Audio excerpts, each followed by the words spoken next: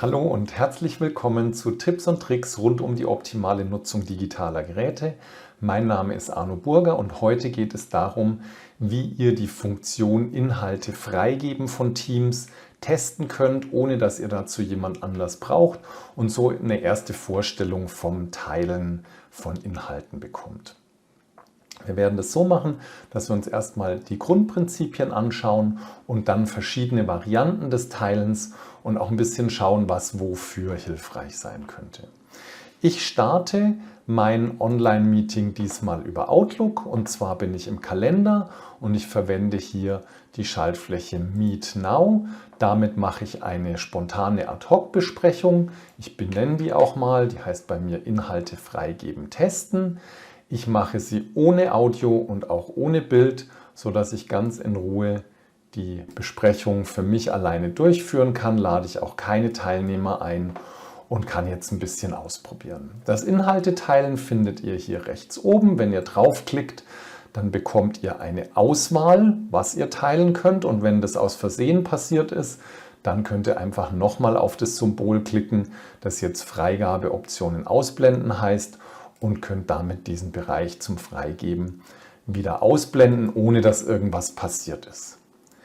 Wenn ihr freigeben wollt, habt ihr im Prinzip 4 Möglichkeiten. Das eine wäre, ihr gebt den gesamten Desktop frei, also den ganzen Bildschirm oder ein bestimmtes Fenster, ein spezielles Whiteboard oder auch PowerPoint. Das ist eine besondere Funktion zum Präsentieren von PowerPoint-Folien. Wir starten mal mit dem Bildschirm. Ich gebe mal den gesamten Bildschirm frei und in dem Moment, in dem ich das tue, seht ihr, dass der Bildschirm jetzt so einen roten Rand bekommt.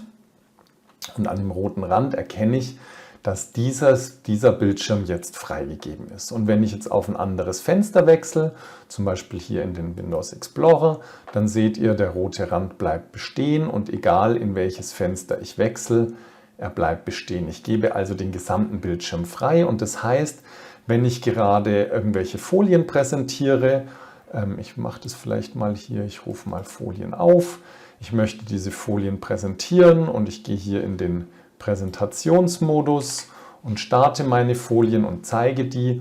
Und jetzt poppt ein Outlook-Fenster auf mit einer Erinnerung oder auch dem Betreff einer E-Mail. Dann erscheint das natürlich hier auf diesem Desktop. Ich beende mal meine Präsentation wieder und schließe die auch wieder. Und die Frage ist jetzt, wie kann ich jetzt diese Präsentation wieder beenden? Dafür ist wichtig, mein Teams-Fenster ist jetzt nicht nur mein normales Online-Meeting-Fenster, das ihr schon kennt, oder mein Kollaborationsfenster, sondern ich habe noch ein weiteres Fenster. Das erscheint, wenn man es auswählt, hier unten. Und hier habe ich meine Steuerungsleiste. Außerdem bekomme ich meine Steuerungsleiste, wenn ich mit dem Mauszeiger gegen den oberen Rand fahre. Also ich könnte die Präsentation jetzt hier beenden. Ich kann aber auch hier das Teilen beenden. Das mache ich jetzt mal. Dann bin ich wieder in meinem Online-Meeting-Fenster. Der rote Rand ist weg. Ich teile meinen Bildschirm also nicht mehr. Zweite Variante, ich teile ein Fenster. Ich nehme mal mein Outlook-Fenster. Es wird geteilt, es bekommt einen roten Rand. Jetzt stellt euch vor, während ich hier gerade etwas zeige, möchte ich in meinen Windows Explorer wechseln und dort was zeigen. Ich wechsle in den und ihr seht, der rote Rand verschwindet. Er verschwindet deshalb, weil ich ja nur das Outlook-Fenster geteilt habe. Das heißt, die Leute, denen ich gerade etwas zeige, die sehen immer noch mein Outlook-Fenster. Und wenn ich das wieder in den Vordergrund bringe, dann sehe ich auch, dass das immer noch den roten Rand hat. Ich kann auch hier wieder, indem ich an den oberen Rand gehe, Präsentation beenden oder hier über das dritte Fenster für mein Online-Meeting.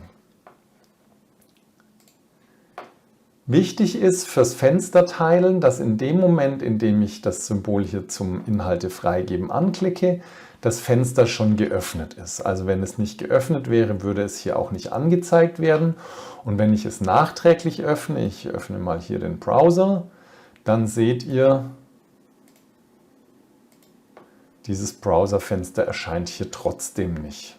Ja, wenn ich jetzt die Freigabeoption ausblende und nochmal öffne, dann seht ihr, jetzt ist es da. Das heißt, die Voraussetzung ist, beim Anklicken des Symbols muss das Fenster schon geöffnet sein.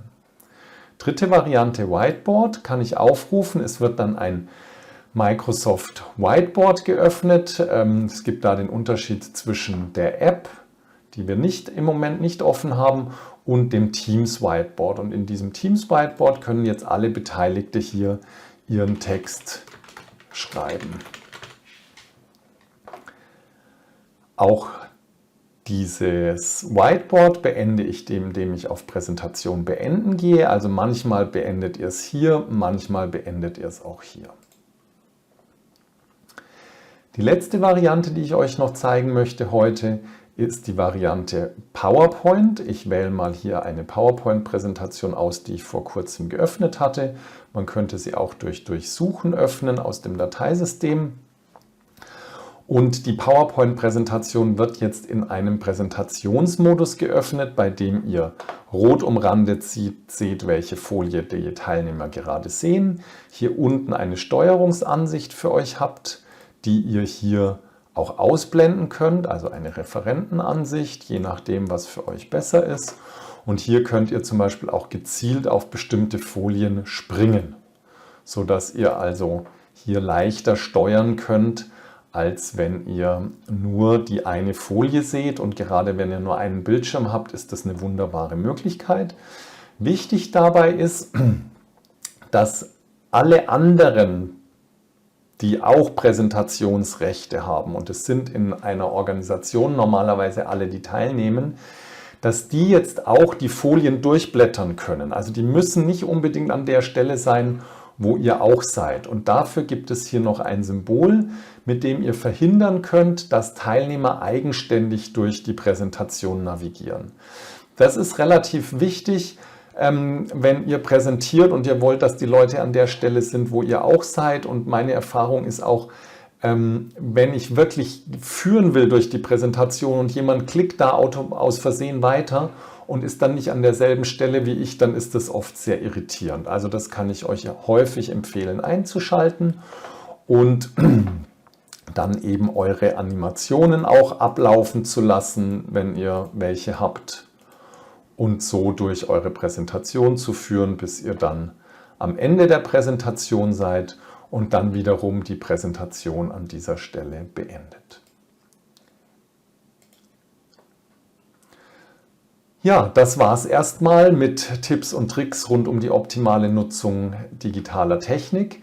Heute mit dem Thema Freigabe von Inhalten. Wenn ihr Fragen dazu habt, spezielle Situationen, euch ist mal irgendwas passiert, schreibt es gerne unten in die Kommentare. Ich freue mich da auf eure Ideen und Gedanken und beantwortet die gerne. Wenn es euch gefallen hat, lasst ein Like da oder abonniert den Kanal. Ich freue mich, wenn wir uns wiedersehen. Ciao, euer Arno.